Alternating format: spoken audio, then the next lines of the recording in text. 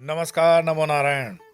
Gita then दैनी के अंदर आज हम प्रवेश कर रहे हैं 19वीं दिन पर, 79th डे। और 79th डे के अंदर कर्मयोग तीसरा अध्याय, श्लोक है 31 और 32। तो आइए आज 31वें और 32वें श्लोक का सस्वरा पाठ करें। ये मे मतमिदं नित्यम् अनुतिष्ठन्ति मानवाः श्रद्धावन्तो न सूयन्तो मुच्यन्ते तेऽपि कर्मभिः ये त्वेदभ्यसूयन्तो नानुतिष्ठन्ति मे मतम् सर्वज्ञानविमूढास्तान् विद्धि नष्टान् चेतसः।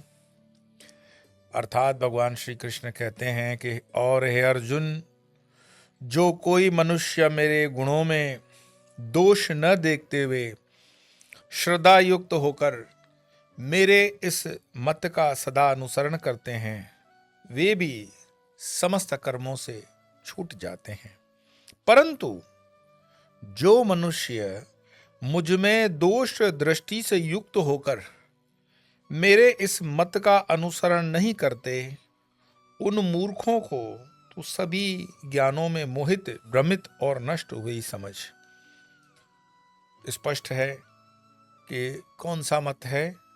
कल हमने उसका श्लोक सुना था कि तू समस्त कर्मों को अध्यात्म चित्त द्वारा, अर्थात मैं सब कर्म ईश्वर के लिए सेवक की तरह कर रहा हूं, इस बुद्धि से सर्वात्म रूप सर्वज्ञ परमेश्वर को अर्पण करके आशा रहित, ममता रहित और चिंता संताप रहित तू युद्ध कर। जो भी कर रहा हूं मैं परमात्मा के लिए कर रहा हूं। पिछले 2-3 दिनों से मैंने प्रयास किया कि कैसे प्रत्येक कर्म को, छोटे से छोटे कर्म को हम परमात्मा के साथ जोड़ सकते हैं, उस परमात्मा की भावना के साथ जुड़ करके उसको हम नया आयाम, नई दिशा, नई ऊंचाई दे सकते हैं।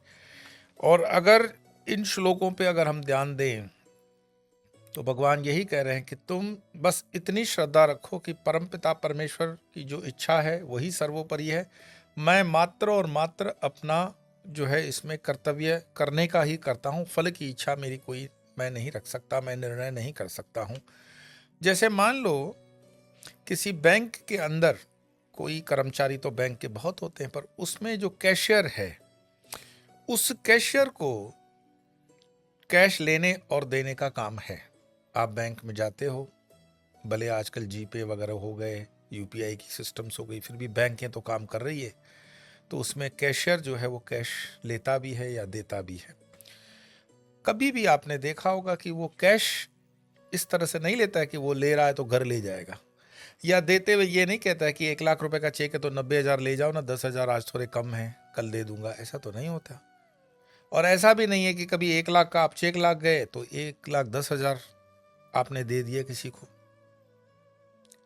अपवाद स्वरूप होता है। मुझे एक इंसिडेंट याद आता है, वलसाड़ के अंदर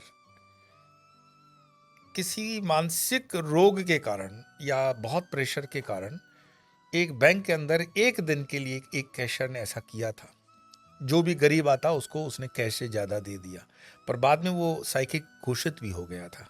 तो नियम यही है कि जो कैशियर होता है वो उससे अटैच नहीं होता है।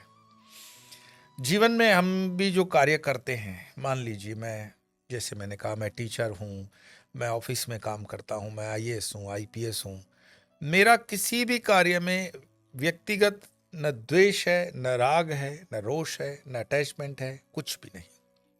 जैसे मान लीजिए हम पिछले दिनों में ये भी बात कर रहे थे कि कोई पुलिस ऑफिसर है और उसको एक आदेश दिया जाता है कि फलां फलां जगह पे पत्थरबाजों ने पत्थरबाजी की है, आपको जाकर के स्थिति को कंट्रोल करना है। तो आप कंट्रोल करते हुए कैसे करोगे? तो पहले एयर में शूटिंग करके उसको रोकने का प्रयास किया, नहीं किया तो फिर पैरों में भी गोलियां चलानी पड़ी, और उसमें हो सकता है 2-1 जख्मी भी हो गए हों। पर ये व्यक्तिगत राग द्वेष के कारण उन्होंने नहीं किया, इसीलिए उनको ना आत्मग्लानि होनी चाहिए, न उसमें कोई रोष होना चाहिए। आजकल तो नया एक ट्रेंड लगा हुआ है कि आप जैसे ही सरकारी संपत्तियों को नुकसान करते हो या पब्लिक प्रॉपर्टी को नुकसान करते हो तो जेसीबी घर पे आ जाता है, तोड़ देता है। और हमारे जेसीबी के नाम से कई बाबा लोग भी बहुत प्रतिष्ठित हो गए, जेसीबी बाबा।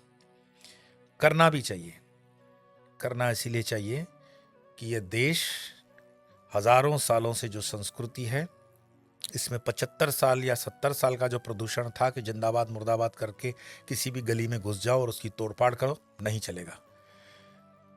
इस तरह के उपद्रवियों को न सिर्फ नस्ते नाबूद करना चाहिए, मैं तो कहता हूं कि देश में एक ऐसा भी कानून हो कि उनको तरी पार कर दो, या तो अंडमान में कोई ऐसी जगह बना दो जो लोगों का काम ही यही है कि 2-5 हज़ार रुपए डेली बेसिस पे लेते हैं और पत्थरबाजी करना शुरू कर दिया, जिंदाबाद मुर्दाबाद शुरू किया बिना कारण के।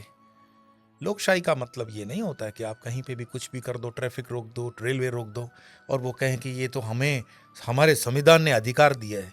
तो संविधान ने पुलिस को भी अधिकार दिया है, होम मिनिस्टर को भी अधिकार दिया है, फिर जब उसका उपयोग होता है तो चिल्लाओ मत। और फिर ये संविधान का अधिकार विशेष एक वर्ग ही क्यों लेता है? हिंदुओं को तो मैंने कभी इस तरह का अधिकार न लेते देखा न देते देखा। सरकार हिंदुओं के लिए थोड़ी सी कड़क ज्यादा हो जाती है। तो ये पॉलिटिकल ना होते हुए मैं कहूं कि कोई भी कार्य है, जब हम उसमें से व्यक्तिगत आधार से जुड़ करके नहीं, परमात्मा के कार्य से जुड़कर कार्य करते हैं, तो उस कार्य का संतोष भी अलग होता है, उस कार्य की अपनी एक जो ऊर्जा होती है वो भी अलग होती है।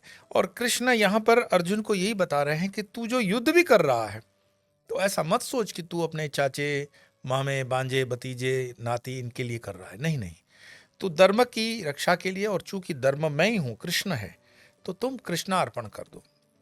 कितनी सुंदर व्यवस्था है हमारे धर्म के अंदर कि हम जो भी कार्य करते हैं, श्राद्ध में, श्राद्ध भी जब हम श्राद्ध कर्म करते हैं तो वो श्राद्ध करते हुए जो विधि होती है उसमें एक जगह आता है कृष्णार्पणमस्तु।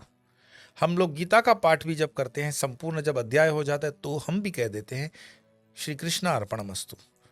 कोई पुस्तक छपवाते हैं तो पुस्तक भी श्री कृष्णार्पणमस्तु। लेकिन आजकल तो नया ट्रेंड मैं देख रहा हूं कि जो भी बुक छपवाता है उसके फर्स्ट पेज पे ही वो गर्लफ्रेंड को अर्पणमस्तु कर देता है, वाइफ को अर्पणमस्तु कर देता है। ये खराब तो नहीं है, परंतु फिर पता चलता है कि उस गर्लफ्रेंड से उसका झगड़ा हो गया तो वो अर्पणमस्तु वापस लेने की कोई व्यवस्था नहीं है।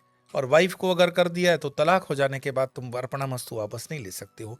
लेकिन अगर वस्तुएं और चीजें और उपलब्धियां कृष्ण अर्पणमस्तु है, तो ना तो कृष्ण हमें छोड़कर कहीं जाने वाले हैं, ना कृष्ण हमें छोड़ सकते हैं, ना हम कृष्ण को छोड़ सकते हैं। जब मैं कृष्ण कहूं तो उस परमात्मा परमेश्वर के ही स्वरूप को समझना, कृष्ण उनका एक नाम है। तो मैं परमात्मा परमेश्वर की बात करता हूं कि परमेश्वरम अर्पणमस्तु कर दो, कृष्ण अर्पणमस्तु कर दो, बात एक ही है। यही बात वो इन 2 श्लोकों के माध्यम से समझा भी रहे हैं कि हे अर्जुन, जो कोई मनुष्य मेरे गुणों में दोष न देखते हुए, नहीं वो कुछ लोग आते हैं सूडो सेकुलरिस्ट कि भगवान ने तो गोपियों के कपड़े लिए थे, तो भगवान मतलब ऐसा कर सकते हैं क्या? अब इन मूर्खों को कौन समझाए कि ये जब कृष्ण की बाल लीला है तब कृष्ण की उम्र कितनी है? 7-8 साल। तो ये अपने जो इस तरह का आक्षेप करते हैं, ये अपना परिचय देते हैं डीएनए का कि 7-8 साल के अंदर वाले बच्चे में इस वर्तमान के समय में अगर वासना है, और 5,000 साल पहले अगर महाभारत के समय के जो कृष्ण हैं, प्रदूषण उतना नहीं है उस समय, तो कामातुर भावना से कृष्ण ऐसा कर रहे हैं। उसकी कहानी मुझे किसी संत ने बताई, मैंने किसी बुक में नहीं पढ़ी, संत के मुख से जो मैं बता रहा हूं वो उन्होंने बताई कि ऐसा है स्वामी जी, गोपियां निर्वस्त्र होकर के यमुना जी में नहाती थी। और यमुना जी जो हैं, हमारे लिए तो हर नदी मातृ स्वरूप है, तो उसके लिए एक प्रोटोकॉल होते हैं, एक रिस्पेक्ट होती है। ऐसा नहीं है आप अपने माँ बाप के सामने आजकल जैसे चड्डों में घूमते हैं छोटे छोटे, ऐसे ये कोई ठीक तो नहीं है। मैंने देखा दादा दादी के सामने भी ऐसे छोटे छोटे चड्डों में बच्चे घूमते हैं, टीनेजर्स बच्चों की बात कर रहा हूँ। फिर तो कई घरों में तो बहुएं भी मुझे दिखती मिली चड्डों में। ऐसा मॉडर्न अब बोल नहीं सकते क्योंकि हमारे संविधान ने अधिकार दिया हुआ है आज़ादी का, पर मर्यादा ये नहीं सिखाती है कि आप अपने कपड़े इस तरह से उतारो। कपड़े ऊपर का वस्त्र पहनने के नाम पर बस छोटा सा एक बस वो कुछ ऐसा फीते जैसा लगा देते हैं, फिर सारे उपसे हुए अंग उसमें से बाहर लटक रहे हैं, झटक रहे हैं। कौन आया हुआ है, कौन आपका गेस्ट है, किसको आप पड़ोस रहे हो। फिर बार बार ऐसे चुन्नी प्रिटेंड करते हो ऊपर उठाने के लिए, जहां न जाने की दृष्टि हो वहां पे पर्पसली आप हाथ डाल करके दृष्टि कर रहे हो। तो गोपियां निर्वस्त्र होकर के यमुना जी में नहा रही हैं, और यमुना जी की वो कंप्लेन है कि इस तरह से नहाना ठीक नहीं है। और याद रखना, कभी गंगा जी में भी, यमुना जी में भी, सरस्वती में और या सागर में निर्वस्त्र होकर के नहाना पाप है, नहीं नहाना। निर्वस्त्र होकर के नहीं नहाना चाहिए, टोटली निर्वस्त्र होकर के नहीं नहाना चाहिए। मेरे एक और मित्र है, वो तो कहते हैं कि हमारे धर्म में बाथरूम के अंदर भी टोटल निर्वस्त्र होकर के नहाना पाप माना जाता है। अब हर एक के बाथरूम में तो हम नहीं घुस सकते, जो जैसे नहाए उसकी मर्जी, पर नहीं नहाना चाहिए। और गोपियां निर्वस्त्र होकर के नहा रही हैं, तो भगवान कृष्ण उनको शिक्षा देना चाहते हैं कि नहीं, कुछ वस्त्र पहनो, उपवस्त्र जो होते हैं, निजी वस्त्र जो होते हैं, वो पहनने चाहिए। और कैसे वो सिखाएंगे, तो बाल क्रीड़ा के स्वरूप में उसको लीला करते हैं, उनके कपड़े ले लेते हैं और उनको बोलते हैं अब आ जाओ बाहर और ले लो। सीधी सी बात है, वो निर्वस्त्र हैं तो कैसे वो लेंगे, भले वो बच्चा है, लेकिन गांव का कोई आदमी आ गया तो। और उस जो कहानी ये चली, ये जो वार्ता चली है भगवान की, तो उसके बाद कहीं इंसिडेंट नहीं मिला कि गोपियां निर्वस्त्र होकर के फिर उसमें नहाती हैं।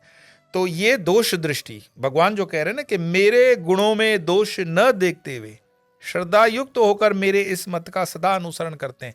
तो भगवान के प्रत्येक कार्य में कोई मैसेज है, हम नहीं समझ पा रहे हैं, हमारी बुद्धि बहुत शुद्र है, पर कोई ना कोई मैसेज है। एक जगह पे है कि वो बिना माखन का वसूली लिए उनको जाने नहीं देते थे। मैंने खुद उस जगह को देखा वृंदावन में।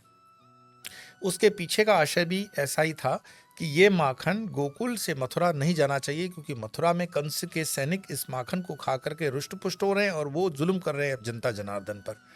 बस उसमें हेतु तो यही है, कहानी को बड़ा करता जाऊंगा तो बड़ा होता जाएगा। कृष्ण के प्रत्येक कृत्य के अंदर एक मैसेज है, एक फिलॉसफी है, एक उसमें गहरा तत्व छिपा हुआ है। तो उसमें वो दृष्टि रख करके हम जब कार्य करते हैं, और हमारे दिए हुए परमात्मा द्वारा जो निश्चित कार्य भी है, मान लो गृहस्थी में हो, वानप्रस्थी में हो, ब्रह्मचर्य में हो, संन्यास्त में हो, उस कार्य को ईमानदारी पूर्वक प्रयास करो पूरा करने की, बिना किसी द्वेष भाव के, और जो करो कृष्ण अर्पण कर दो। यही इस श्लोक का मर्म सीधे सीधे समझ में आता है। तो आइए आज के इन श्लोकों को विराम करते हैं और पाठ करते हैं।